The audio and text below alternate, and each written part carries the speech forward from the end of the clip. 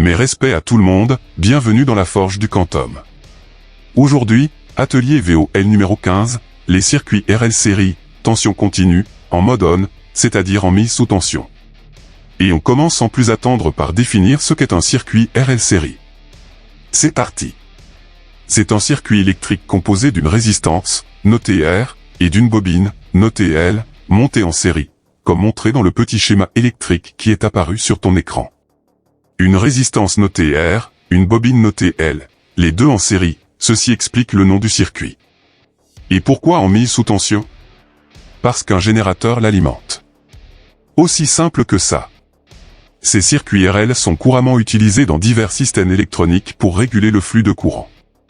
Caractérisé par sa constante de temps τ, qui désigne le temps nécessaire pour lequel le courant atteint 63% de sa valeur maximale après l'application de la tension, et peut se déterminer via la formule suivante. τ est égal à L sur R, avec τ la constante de temps, en secondes, L la valeur de l'inductance de la bobine, en Henry, et R la valeur de la résistance, en ohms. Rien ne te choque? τ est un temps, L une inductance et R une résistance. Donc une seconde est équivalente à un Henry par ohm. Il semblerait que ce soit le cas, et en fin de vidéo, je te montrerai comment le prouver via une analyse dimensionnelle. Paragraphe suivant, abordons le schéma du montage qui va te permettre de faire l'étude de la mise sous tension du circuit RL série. C'est parti. Le voici. De gauche à droite, un générateur de tension continue, considéré comme idéal, donc pas de résistance interne, l'interrupteur, noté K, un résistor, une bobine, et pour analyser le comportement de ces deux dipôles, un oscilloscope. Dans le cas où tu dois travailler avec un générateur réel, deux options s'offrent à toi. La première, la résistance interne de ce générateur est très petite devant celle du circuit, plus de 100 fois inférieure. Tu pourras donc la négliger, et considérer la tension du générateur égale à celle de sa force électromotrice, notée grand E. La seconde, la résistance interne ne peut pas être ignorée, je te conseille de l'additionner avec la résistance du circuit de charge, association en série, ce qui transformera ton générateur réel en générateur idéal, avec une tension délivrée égale à sa force électromotrice, notée grand E. Et idem pour la résistance interne de la bobine, très souvent négligée, car bobine idéale, mais tu peux trouver des exercices dans lesquels tu dois travailler avec une bobine réelle. Je te conseille d'additionner d'office sa résistance interne avec la résistance du circuit, association en série, ce sera plus pratique. Comme tu t'en doutes, ce schéma est incomplet car il n'est pas conventionnellement câblé. Je vais remédier à ça. La tension du générateur, son intensité dans le même sens, convention générateur, puis la tension du résistor, et celle de la bobine, dans le sens opposé de celui de l'intensité, convention récepteur. Le schéma est désormais complet.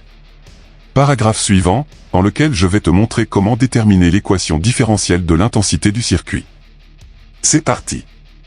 Avant de commencer tout calcul, tu dois t'assurer que le câblage du circuit est rigoureusement bon, c'est-à-dire que les conventions générateurs et récepteurs soient valides.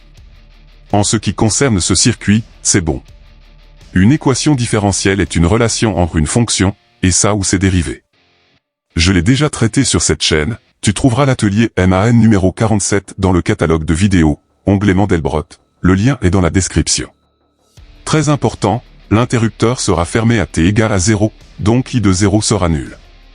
Maintenant que tu as toutes les informations, tu vas pouvoir te lancer dans la détermination de cette équation différentielle. Je vais te montrer comment j'ai organisé le processus pour comprendre l'utilité de chaque étape, permettant un déroulement logique, et donc fluide. La procédure est la suivante. Tu vas commencer par la loi des mailles. Je remets le circuit conventionnellement câblé sous tes yeux, ce sera plus pratique.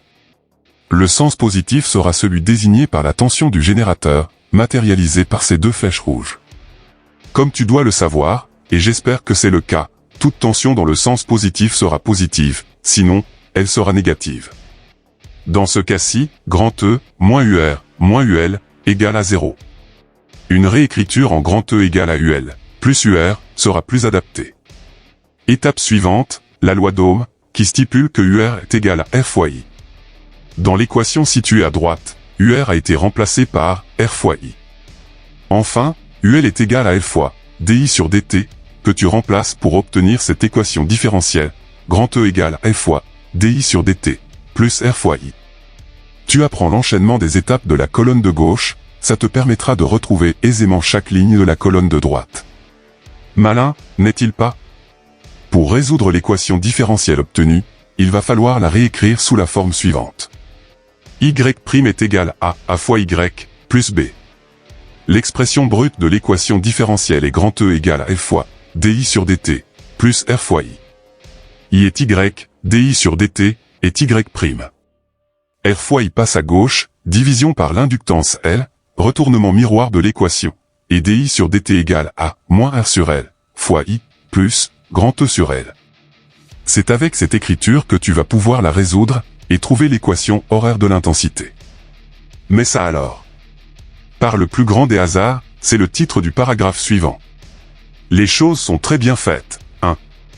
C'est parti. La résolution d'une équation différentielle de type Y' égale à AY plus B est la suivante. Y de t égale à K exponentielle de A fois T moins B sur A.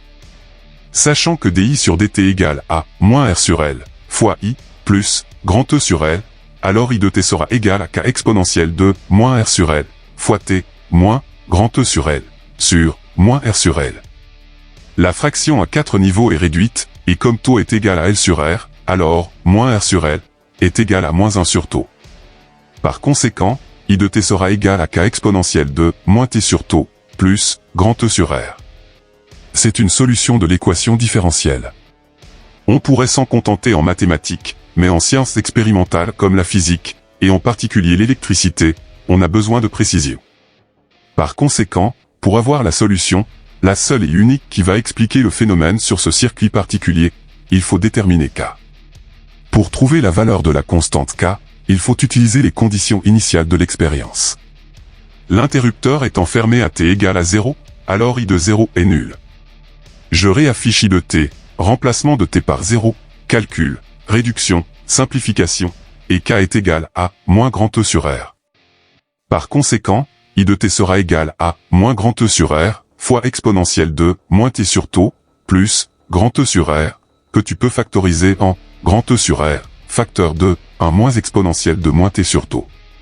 Désormais, en connaissant la tension du générateur, la valeur de la résistance et celle de l'inductance, tu peux tracer dans n'importe quel logiciel dédié la courbe théorique de l'évolution de l'intensité dans le circuit, en fonction du temps. Cool, n'est-il pas? Tu pourras ainsi la comparer avec celle obtenue expérimentalement, et vérifier si tu as bien fait ton travail. Mais ce n'est pas tout. À l'aide de cette équation horaire, tu peux déterminer celle des autres paramètres du circuit, c'est-à-dire la tension aux bornes du résistor, et celle aux bornes de la bobine. Tu ne t'attendais pas à un tel rebondissement. Paragraphe suivant, je vais te montrer comment procéder pour trouver l'équation horaire de la tension aux bornes du résistor. Et tu vas voir, ça va être très rapide. C'est parti. D'après la loi d'Ohm, UR est égal à F fois I, et comme I de t est égal à grand E sur R, facteur de 1 moins exponentielle de moins T sur taux, alors UR de t sera égal à grand E facteur de 1 moins exponentielle de moins T sur taux. Pourquoi faire compliqué quand on peut faire simple? Paragraphe suivant, je vais te montrer comment procéder pour trouver celle de la tension aux bornes de la bobine. C'est parti. Tu sais que UL est égal à L fois dI sur dt, et que I de t sera égal à moins grand E sur R, fois exponentielle de moins T sur taux, plus grand E sur R, sous sa forme développée. Il va falloir dériver I par rapport au temps, et je vais faire quelques rapides rappels. Exponentielle de moins T sur taux peut aussi s'écrire exponentielle de moins 1 sur taux fois T. Quel que soit K réel, la dérivée de K fois U sera égale à K fois U'. Et quel que soit A réel, la dérivée de exponentielle de A fois T sera égale à A, facteur de exponentielle de A fois T. En combinant tout ça, dI sur dt sera égal à moins grand E sur R, fois moins 1 sur taux, exponentielle de moins T sur taux, plus 0. Réduction, et dI sur dt sera égal à grand E sur R fois taux, exponentielle de moins T sur taux. Taux est transformé en L sur R, simplification par R, multiplication par l'inductance, réduction, et UL de t sera égal à grand E exponentielle de moins T sur taux. Comme pour I de t et UR de t, désormais, en connaissant la tension du générateur, la valeur de la résistance et celle de l'inductance, tu peux tracer dans n'importe quel logiciel dédié la courbe théorique de l'évolution de tension de la bobine dans le circuit, en fonction du temps. Cool, n'est-il pas? Tu pourras ainsi la comparer avec celle obtenue expérimentalement, et vérifier si tu as bien fait ton travail. Problème, c'est que parfois, en exercice, tu ne disposes de rien d'autre qu'une représentation graphique montrant l'évolution d'une tension ou d'une intensité au cours du temps. Où et comment déterminer les constantes indispensables du circuit électrique, comme les valeurs des tensions, et celles de l'inductance et de la résistance. C'est ce que je vais te montrer dans le paragraphe suivant, intitulé Détermination graphique. C'est parti. Première courbe sur laquelle tu peux travailler, celle de la tension aux bornes du résistor, dont je t'ai affiché l'équation horaire. Elle est représentée en rouge dans ce repère. Pour avoir la valeur de grand E, la tension délivrée par le générateur, il suffit de tracer la tangente horizontale à la courbe, représentée par cette droite bleue, et cette valeur sera indiquée sur l'axe des ordonnées. Normalement, pas de difficulté ici. Cette tension du générateur va te permettre de trouver taux. Pour ce faire, tu te places en ordonnée à 63% de grand E, égale à UR de taux, et par la procédure de détermination d'un antécédent via une fonction, tu pourras obtenir la valeur numérique de taux, avec la précision permise par le repère. Tu pourras soit trouver l'inductance si on t'a donné la résistance, ou inversement, ou de vérifier que cette valeur expérimentale est proche de la valeur théorique calculée. Cette valeur de taux va être importante puisqu'elle va permettre de te donner le temps minimum qu'il faut pour arriver à un pourcentage de l'intensité maximale. À 5 taux, tu seras à 99,3% de Imax. À 6 taux, tu seras à 99,8% de Imax. À 7 taux, tu seras à 99,9% de Imax. Je conseille d'aller jusqu'à 7 taux minimum, mais dans certains exercices, ainsi que dans certains cours de professeurs, ils préconisent 5 taux. Adapte-toi en fonction des directives qui te seront confiées. Seconde courbe sur laquelle tu peux travailler, celle de la tension aux bornes de la bobine, dont je t'ai affiché l'équation horaire. Elle est représentée en rouge dans ce repère. Pour avoir la valeur de grand E, la tension délivrée par le générateur, il suffit de prendre la valeur de l'intersection de la courbe avec l'axe des ordonnées. Normalement, pas de difficulté ici. Cette tension du générateur va te permettre de trouver taux. Pour ce faire, tu te places en ordonnée à 37% de grand E, égale à UL de taux, et par la procédure de détermination d'un antécédent via une fonction, tu pourras obtenir la valeur numérique de taux, avec la précision permise par le repère. Comme précédemment, tu pourras soit trouver l'inductance si on t'a donné la résistance, ou inversement, ou de vérifier que cette valeur expérimentale est proche de la valeur théorique calculée. Cette valeur de taux va être importante puisqu'elle va permettre de te donner le temps minimum qu'il faut pour arriver à un pourcentage de l'intensité maximale. À 5 taux, tu seras à 99,3% de Imax. À 6 taux, tu seras à 99,8% de Imax. À 7 taux, tu seras à 99,9% de Imax.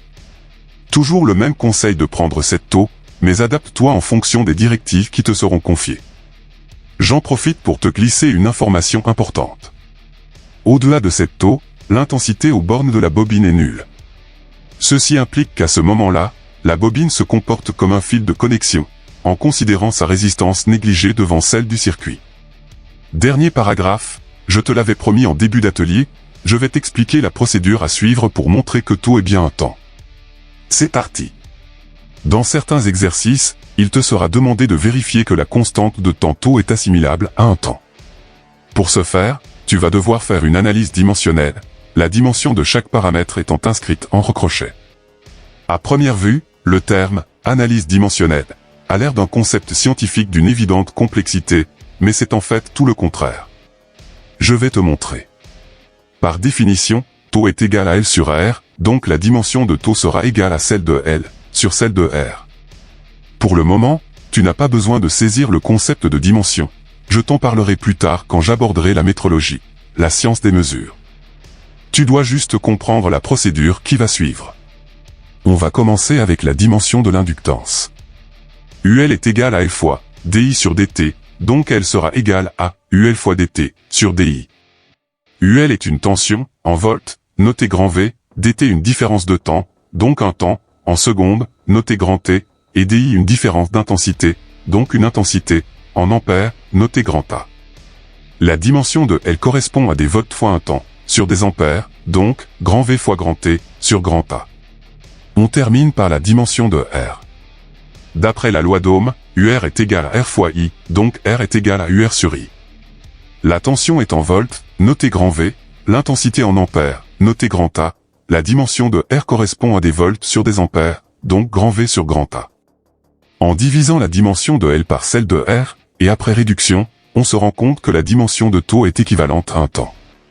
Par conséquent, taux est bien assimilable à un temps, et il sera toujours exprimé en secondes, l'unité de temps de référence dans les sciences physiques. L'atelier est désormais terminé. Tu as des questions? Tu veux un complément d'information? Rejoins-moi dans l'espace commentaire. Le cours complet en PDF, librement téléchargeable, est disponible dans la description de cette vidéo. Je t'ai mis à disposition des exercices à forger, leurs liens sont aussi disponibles en description. Prochaine vidéo sur l'enclume. Que la forge soit avec toi. Stay tuned. Tchuss.